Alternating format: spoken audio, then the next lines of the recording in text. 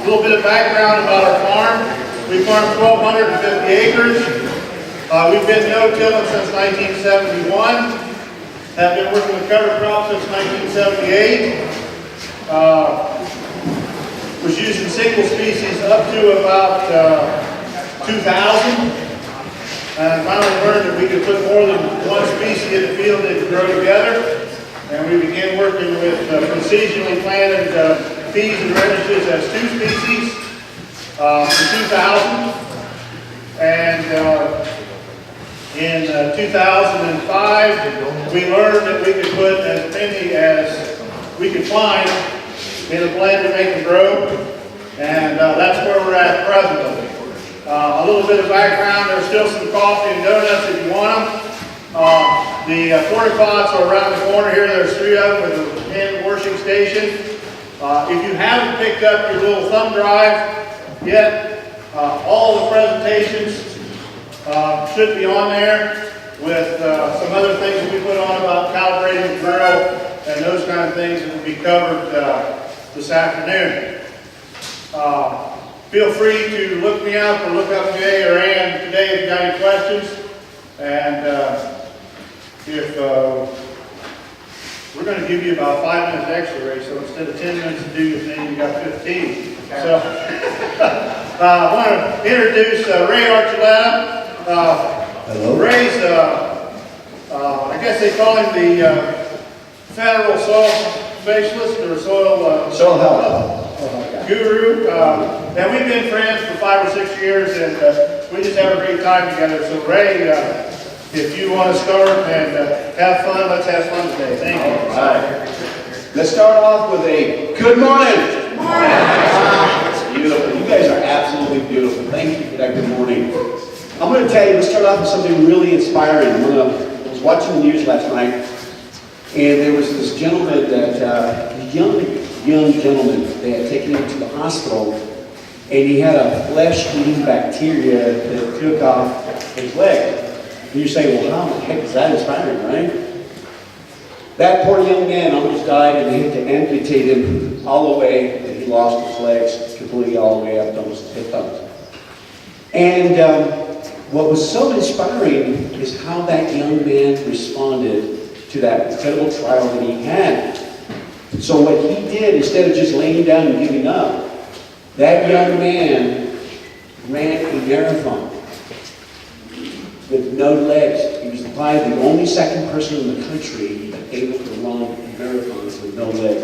He had a special setup. He had his cane, not cane, but the way he was set up, he could actually run it with his arm. The whole point was that not only did he get to marry a beautiful woman and a beautiful son, but the inspiring part of that whole thing was he didn't give up. I want to tell you, the people that you're here in Eagles Thursday today are those kind of people. People like Dave and all the speakers that we have today are able to be that kind of inspiration. If we didn't have these type of people, we wouldn't be changing agriculture like we are. I want you to enjoy today and have joy in that we are changing modern agriculture. By you being here, that says a lot. We have a lot of people here that I'm absolutely very, very proud to be with. People like Dave Brandt, the guys back here, all the speakers that you see on this list today are people like that young gentleman that are absolutely inspiring. So let's start today and let's have a lot of fun. We're going to learn. Please raise your hand, ask questions, and do not be afraid to ask questions. You guys paid for this. Let's get your money's worth and let's have fun. And let's start down this journey. And I'm going to select 2 people to come up here and we're going to start down this journey. Okay? How about you 2 guys? You guys come up here and we'll do this demonstration. So think about that young man that he could, again, I was so inspired that I said, I have my legs and my whole body intact, so I never want to get myself whining. So let's go and let's start doing this, and let's go up here and start this demonstration. To me, this is the most extremely powerful demonstration. Come up here. What's your name? Adam? And Ray. Hey, I like your name. Man, there's like 4 rays today. And that's amazing. Let's come up here. Now, the people in the back, can you guys see back there? You saved your cat. Can you see back there? If you guys want, come up here to the top, and I want you to come and see this demonstration. The reason we start off with this demonstration, most of you have seen this demonstration, right? Raise your hand who've seen the slate test. Okay, it's okay. We're going to see it again. I want you to be able to teach others. Why not keep 2 mayonnaise jars or salsa jars and keep them in your pickup and some screen and some water? Very, very, very powerful tools. So you can teach others. It's not enough that you know, but you get to teach others. Okay? What we're going to do, and you're going to say, well, what does it have to do with grazing? Everything. And we're going to talk about that. We're going to show you, we're going to get, Ray, I want you to, on one side, I want you to get our Ray Starter soil. There's Ray. Ray, would you raise your hand, please? Ray doesn't like to raise his hand because he's a very humble man. 82 years old, and he's still farming. That's the way I want to go. Another inspiring guy. Now, this is the neighbor's conventional till, okay? Now, I'm going to show you raised soil right on the left hand, 40 years no-till. He has not been using nitrogen fertilizer, inorganic, for 18 years. Has not used it, phosphorus, for 9 years. How does he do it? Multi-species cover crops and manure. Here's the thing that's really exciting. He's been doing the mixes before they even became sexy. I mean, he's been doing them for a long, long time. We sampled his organic matter about a month ago. The upper 3 inches was 6.4%. The Piedmont soils in the forest are 3% organic matter. The bottom, the last one, 3 to 6 inches, is organic matter was 2.6. Think about that. In Piedmont soils in North Carolina, you're not supposed to be able to build organic matter like that. The organic matter on that soil, same soils, Cecil sent you clay loams, 0.5% organic matter. Okay? Conventional, till, never covered. Raised is covered 24/7. And then we're going to grab our beautiful Ohio soil. I always try to get soil from the local area. You know why? Because if I go with my North Carolina soils and teach everybody, they say, man, it sucks to live in North Carolina. I know how you guys think. So we're going to get no-till. This is raised Dave Brandt's 40-year no-till. Dave Brandt has also been doing covers for 30-year plus. And the neighbors. We're not going to tell you what neighbors. We just grabbed it from somewhere where it's conventional till, corn and soybean, and I did a no-no, guys. I had my phone off, apologize. Everybody turned the phone off. Don't do what I did. I thought I turned it off, I came back, but that's. Okay, now. What we're going to do, this is called the aggregate or slate test, okay? Soil scientists call it slate test. I call it the aggregate stability. I think it's easier to understand. It's meaning the same thing. What we're going to do is we're going to drop these clods into the soil. Into the water. Now, these ones have not been air dried, okay? But we're still going to go up and drop them in because we didn't have time. What we want to do is we want to see what happens when we drop them in. And we want to make sure that when we drop it in, we don't want the clod to fall apart. We want it to stay intact.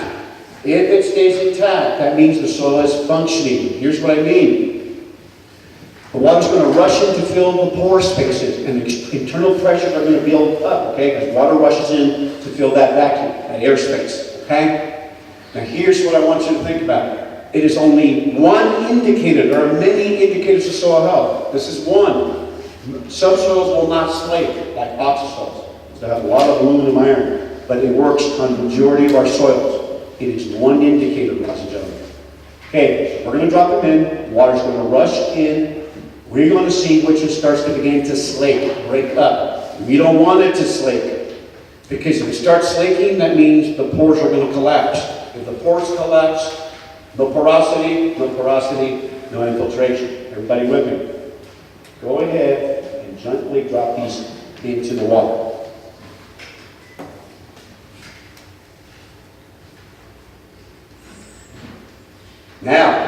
ahead and put that on and see if we can squeeze it in. Now, it's very interesting. Notice, let's move this to the both no-till, low disturbance systems, and let's move it here to the heavily disturbed systems. Heavily mechanical disturbance. Too much chemical fertilizer can be a chemical disturbance. Too much tillage, it's a physical disturbance. Overgrazing, biological disturbance. Monocultures, biological disturbance. You got to be careful with your tools, what you're doing with your tools out there. If I put a grazing plot over here, what would happen, audience? Audience, woo! If I put a clod from a pasture that has been grazed, and I drop it right in here, what would happen? It would hold together. Now, if it's overgrazed, would it still hold together? What do you think, Ray? Not as much? Guess what? It would still hold together. Not as much, but it would still hold together. We won't have massive slaking.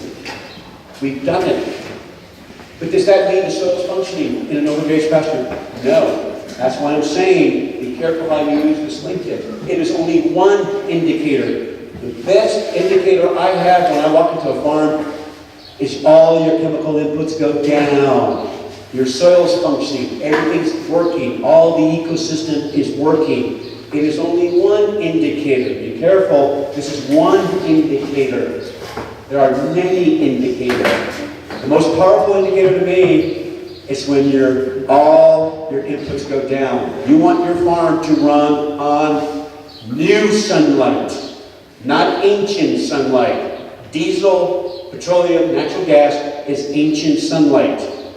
That's why we want our farm. These systems are continually pumping new sunlight. These microbes build the soil biology. You cannot, if you do not have soils, if you do not have a plant, and you do not have microbe, what do you have?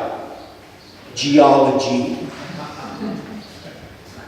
That's what you have. The microbe and the plant are one.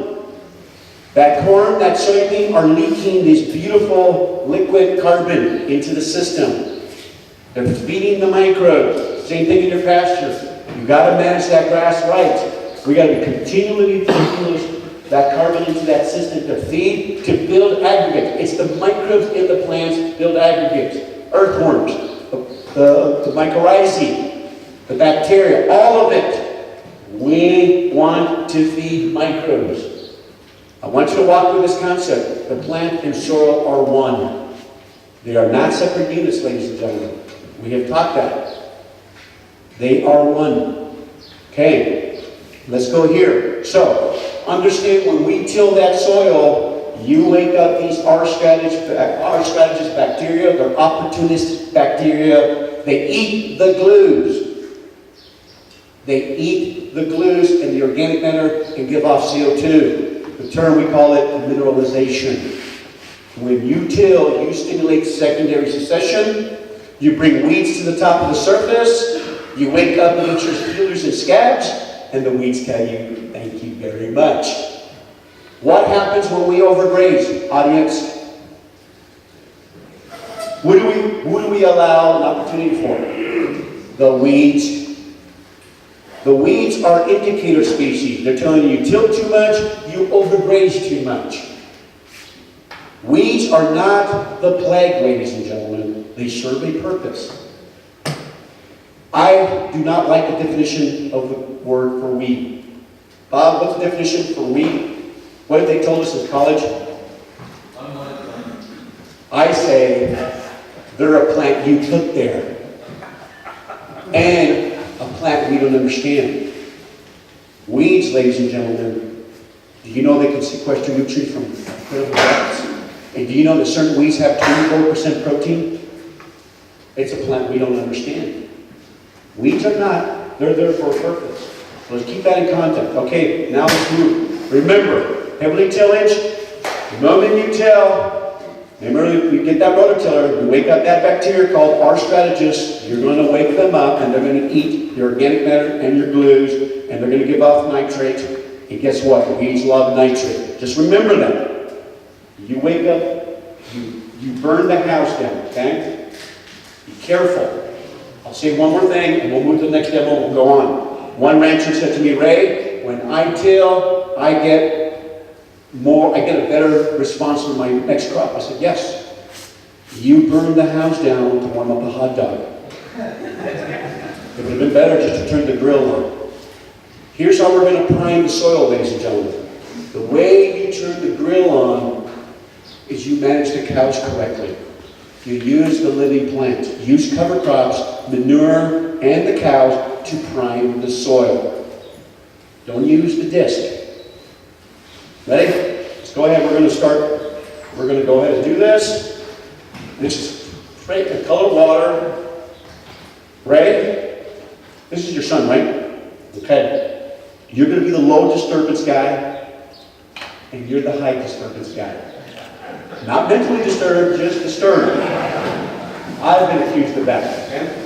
Now, what we're going to do is we're going to make it rain. We're going to create a miniature rain simulator. I want the water in the soil to infiltrate. We know now the pores are still functioning, the pores are not collapsed here. Let's see what happens when we pour the colored water and see which one reaches the bottom. At the same time, ready, get set, pour. This is conventional. This is the no-till. Let's restart our soil. Let's see what happens when we pour. And we want to see which one infiltrates first, and guess what I did? I crushed the soil, and I put them in the jar, and then I just sealed the surface, and then we're going to see which one infiltrates first, even after it's been disturbed. And I took it out of its context. Oh, I put a lot of soil in that one, didn't I? Which one do you guys bet? This one's slow today. What do you think it's going to be? Yeah, it's coming, isn't it? I think I crushed it too hard. But it's okay. It'll work. I have no doubt it will work. It should have been a lot faster than that, but it's okay. This one will be for the rest of the week. That's right, I'm sorry. We'll come back to it. Oh, it's getting close. You know, out of many years you guys see me do this, this is the first time it's been that slow. Let's continue that and we'll come back to that one. Okay, let's do this demonstration. Can you guys hold this at the same time? Okay, we're going to watch this. Don't take the lid off. Okay, you're conventional. Let's go ahead and get that spray. We're going to make this rain on these cloths, okay? Can you do that one? Like that? Okay, hold it up like that to everybody. Raise the conventional. You're going to be the no-till. Let's go ahead and make it rain on top of that aggregate and see what happens. This is going to be a 50 years. What did we have yesterday? A 3-year storm yesterday? 3 inches yesterday. I want you to see what happens when you have the energy of that raindrop coming down on that soil when it's not aggregated, the conventional, and raised soils that have lots of carbon, microbes that have been building, this glomalin, the organomineral complexes. Look what happens, how it keeps it intact. Okay? Excellent, that's good enough. Now, I want you to show them, Ray. Look what happens when that kinetic energy of that rain got coming 10 to 20 miles an hour, and how the biotic glues bring it closer. Look at that. You see why our lakes and rivers look the way they do? Not only because of the stream bank erosion, but you can carry those clay particles for many, many, many miles. This is why the West is blowing, ladies and gentlemen. Those biotic glues only last 27 days in the soil in a typical agro ecosystem. So it's the way you gotta put the covers, you gotta manage the cows correctly. You can't keep taking too much canopy of that cover. The guys are gonna talk about that. It's important. Oh, by the way, the no-till did infiltrate before, right? This one, we'll watch, it still has not infiltrated.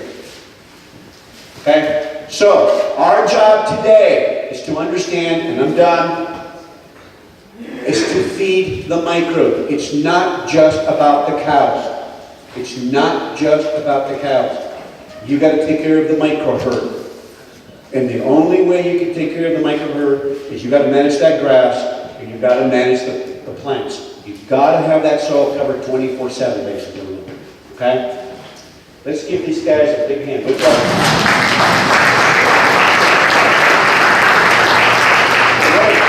Okay, we're done. Thank you guys. And then we'll